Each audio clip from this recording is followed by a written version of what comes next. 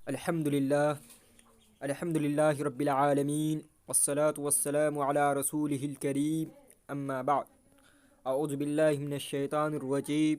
بسم اللہ الرحمن الرحیم قد كانت لكم اسوة حسنة في ابراہیم والذی معه وقال اللہ تبارک وتعالی في موضع آخر واذکر في الكتاب ابراہیم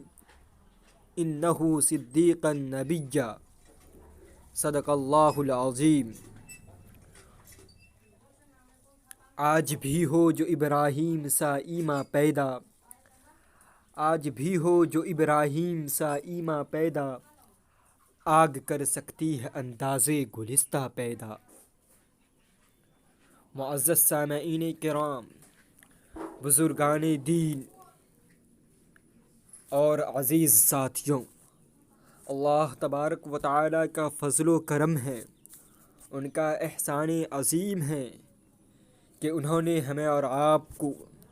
جمعہ کی مناسبت سے مسجد آنے کی توفیق عطا فرمائی۔ دعا فرمائیے کہ اللہ رب العزت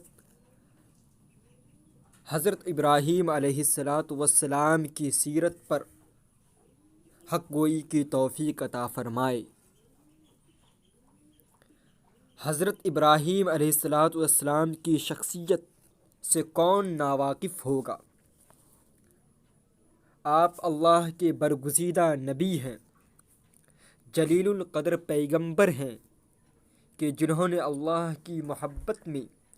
ایسے مصائب جھیلے کہ اللہ تعالیٰ نے آپ کو خلت کا بلند ترین مقام عطا فرمایا اور خلیل اللہ کا لقب دیا، اور قرآن پاک میں 35 سورتوں میں 63 مقامات پر مختلف اسلوب و انداز میں، کہیں اختصار سے تو کہیں تفصیل سے آپ کا تذکرہ کیا، آپ کی تعریف فرمائی، اور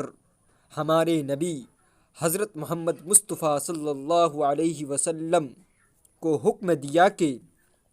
آپ ملت ابراہیمی کی پیروی کریں، آپ ملت ابراہیمی کی اتباع کریں، کیونکہ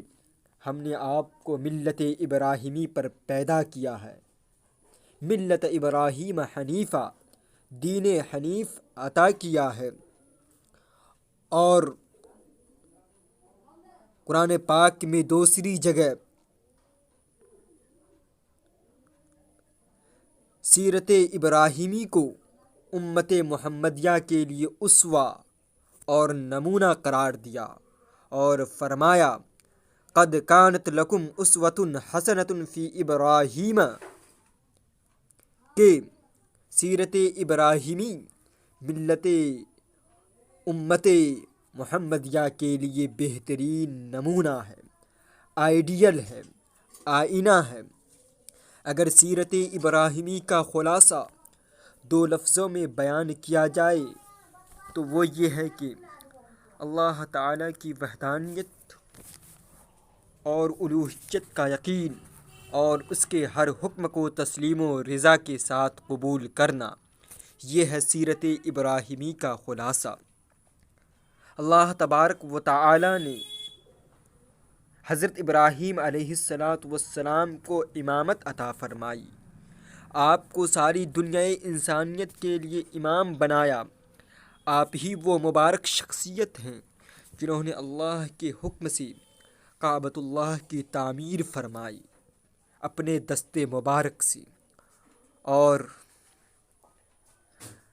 حج کا اعلان کیا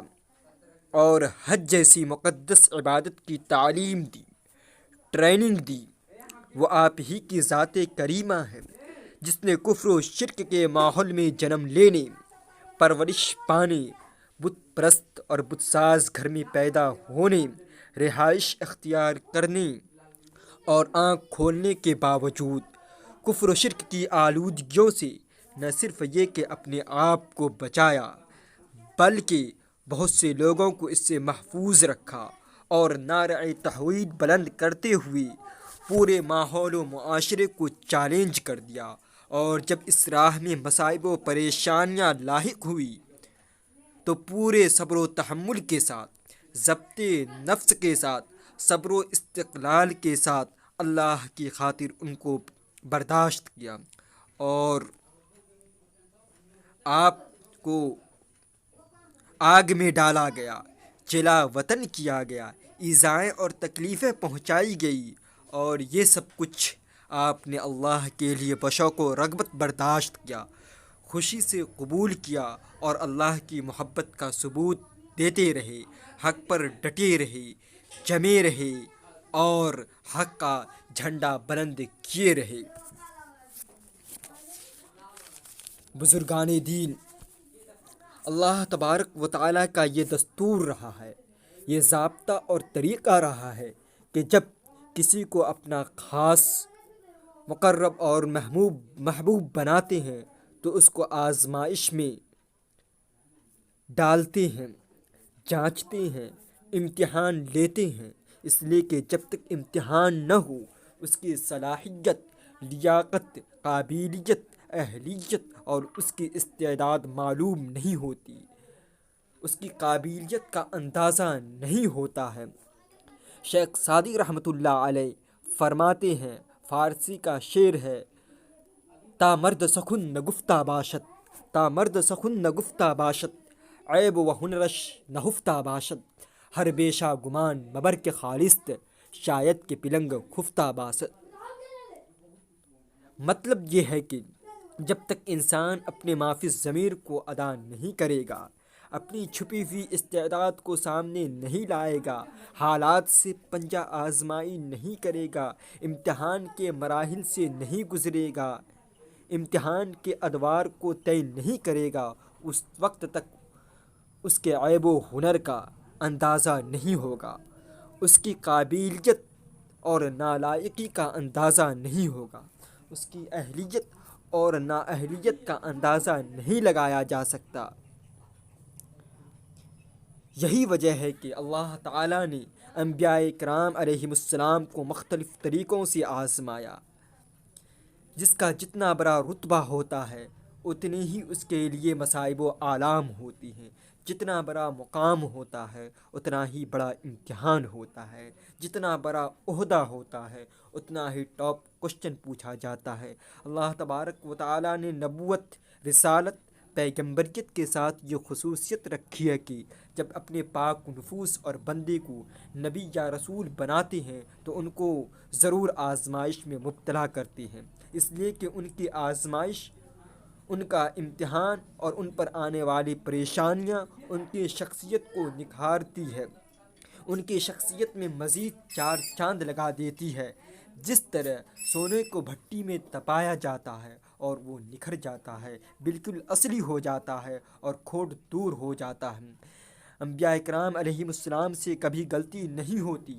اللہ تعالیٰ نے انبیاء کو گناہوں اور غلطیوں سے پاک اور صاف رکھا ہے، اس لیے کہ انبیاء پوری کائنات کے لیے ایک کھلی کتاب کے مانند ہوا کرتے ہیں، آئینہ ہوا کرتے ہیں۔ آئینہ اگر گندا اور دھندلا ہو جائے تو اس میں چہرہ صاف نظر نہیں آئے گا، تو انبیاء علیہم السلام اپنی امت کے لیے آئینہ ہوا کرتے ہیں، اس لیے وہ نہایت پاک صاف ہوتے ہیں، ان کے اعمال اور اخلاق بہت بلند ہوتے ہیں، ان کا ظاہر و باطن سب کچھ پاک اور صاف ہوتا ہے، کوئی نقص نہیں ہوتا، کسی بھی قسم کا کوئی جھول نہیں ہوا کرتا۔ اس کے باوجود انبیاء کرام کو اللہ تعالیٰ آزمائش میں ڈالتے ہیں، اور آزمائش میں، امتحان میں ڈال کر اس کی شخصیت کو نکھارتی ہیں۔ چنانچہ اللہ تبارک و تعالیٰ نے حضرت ابراہیم علیہ السلام کو جتنا مقام و مرتبہ عطا کیا تھا، اس مقام و مرتبہ کی حیثیت سے آپ کو آزمایا، اور آپ سارے امتحانات میں 100% کامیاب ہوئی، جس کا تذکرہ اللہ تبارک و تعالیٰ نے قرآن مجید میں کیا اور فرمایا، وَإِذِ ابْتَلَىٰ إِبْرَاهِيمَ رَبُّهُ بِكَلِمَاتٍ فَأَتَمَّهُنَّ، کہ اللہ تبارک و تعالیٰ نے حضرت ابراہیم علیہ السلام کو چند کلمات کے ذریعے آزمایا، امتحان کے ذریعے آزمایا۔ حضرت ابراہیم علیہ السلام نے ان سبوں پر کھرا اتری، فَأَتَمَّهُنَّ، ان سبوں کو پورا کیا۔ یہ اللہ تبارک و تعالیٰ کا حضرت ابراہیم علیہ السلام پر فضل و کرم تھا کہ اللہ تبارک و تعالیٰ حضرت ابراہیم علیہ السلام کو اول ہی سے، شروع ہی سے رشد و ہدایت عطا کی تھی، جس کا تذکرہ قرآن مجید میں موجود ہے۔ وَلَقَدْ آتَيْنَا إِبْرَاهِيمَ رُشْدَهُ مِن قَبْلُ وَكُنَّا بِهِ عَالِمِينَ، بلا شبہ ہم نے ابراہیم کو اول ہی سے رشد و ہدایت عطا کی تھی۔ اذ قال لأبیہ وقومہ ما هذه التماثیل التي انتم لها عاکفون، اور ہم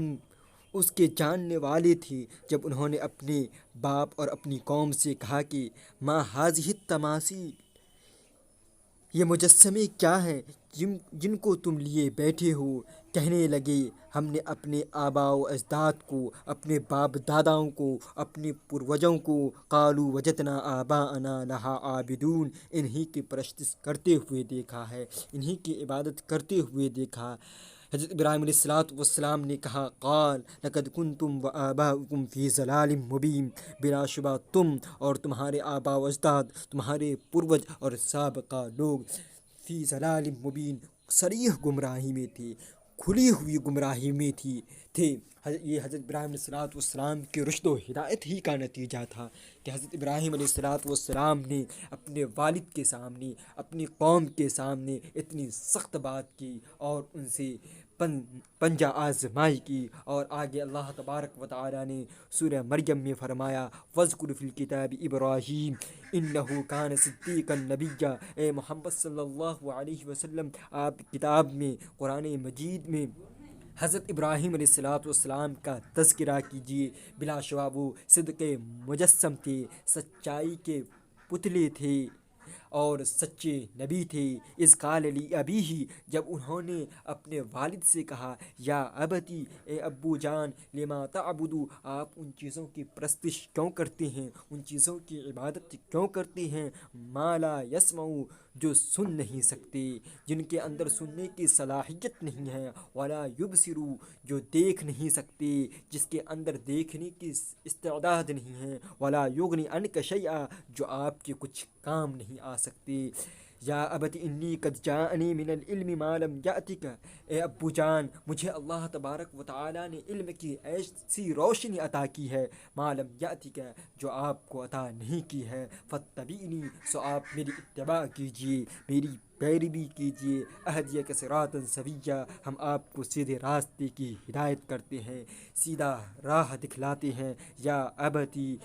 لا تعبد الشیطان، اے ابو جان آپ شیطان کی، لا تعبد الشیطان، شیطان کی پرستش نہ کیجیے، شیطان کی عبادت نہ کیجیے، کیونکہ ان الشیطان کان للرحمن عصیا، بلا شبہ شیطان خدائے رحمان کا نافرمان ہو چکا ہے۔ یا ابتی انی اخاف ان یمسک عذاب من الرحمن، اے ابو جان مجھے اندیشہ ہے، میں اس بات سے ڈر رہا ہوں کہ کہیں آپ کو رحمان کی جانب سے، خدائے رحمان کی جانب سے عذاب نہ گھیر لے، فتکون للشیطان ولیا، بلا شبہ شیطان انسانوں کا کھلا ہوا دشمن ہے،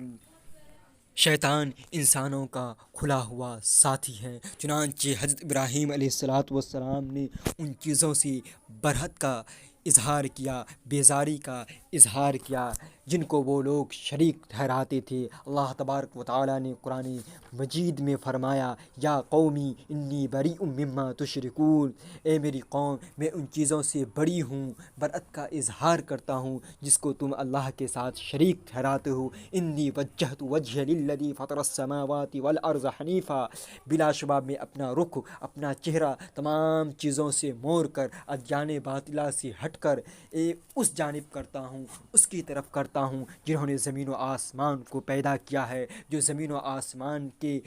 خالق ہیں، وما انا من المشرکین، اور میں شرک کرنے والوں میں سے نہیں ہوں، میں اللہ تبارک و تعالیٰ کے ساتھ کسی کو شریک ٹھہرانے والوں میں سے نہیں ہوں۔ چنانچہ حضرت ابراہیم علیہ الصلوۃ والسلام نے والد کو ایک اللہ کی عبادت کرنے کی، قوم کو ایک اللہ کی پرستش کرنے کی دعوت دی، لیکن قوم نے ان کی بات نہیں مانی، اور حضرت ابراہیم علیہ الصلوۃ والسلام کے والد نے کہا لئن لم تنتہی لارجمنک وہجرنی ملیہ، اگر تم اسی طرح کے بیکار سوالات کرتے رہے اور ہمارے معبود کو برا بھلا کہتے رہے تو ہم تمہیں سنگسار کر دیں گے، گھر بار سے نکال دیں گے۔ حضرت ابراہیم علیہ الصلوۃ والسلام نے کہا اے ابو جان، اس میں کون سی بڑی بات، ہم تو اپنے مالک حقیقی کے لیے گھر بار سب کچھ چھوڑ دیں گے، اپنے جائیداد کو ترک کر دیں گے۔ چنانچہ حضرت ابراہیم علیہ الصلوۃ والسلام نے کہا سلام علیک ساستغفر لک ربی انہ کان بی حفیہ، اے ابو جان خدا حافظ، میں آپ کے بھگانے سے پہلے ہی جا رہا ہوں، البتہ ایک بات بتا دیے جا رہا ہوں، آپ ہمارے والد ہیں، اب تک ہماری ذمہ داریاں نبھاتے آ رہے ہیں، اس لیے ہم اللہ تبارک و تعالیٰ سے آپ کی ہدایت کی درخواست کریں گے، اور اللہ تبارک و تعالیٰ بہت بڑا مہربان ہے۔ چنانچہ جس کے نتیجے میں حضرت ابراہیم علیہ الصلوۃ والسلام کو آگ میں ڈالنے کا واقعہ پیش آیا، پھر اللہ تبارک و تعالیٰ کا حکم نازل ہوا، قلنا یا نار کونی بردا وسلاما علی ابراہیم، آگ حضرت ابراہیم علیہ الصلوۃ والسلام پر ایئر کنڈیشن بن گئی، اور اللہ تبارک و تعالیٰ نے حضرت ابراہیم علیہ الصلوۃ والسلام کو آگ سے بچا لیا۔ یہ حضرت ابراہیم علیہ الصلوۃ والسلام کی مختصر سیرت۔ اللہ تبارک و تعالیٰ ہمیں کہنے سننے سے زیادہ عمل کرنے کی توفیق عطا فرمائے۔ وآخر الدعوانا ان الحمد للہ رب العالمین۔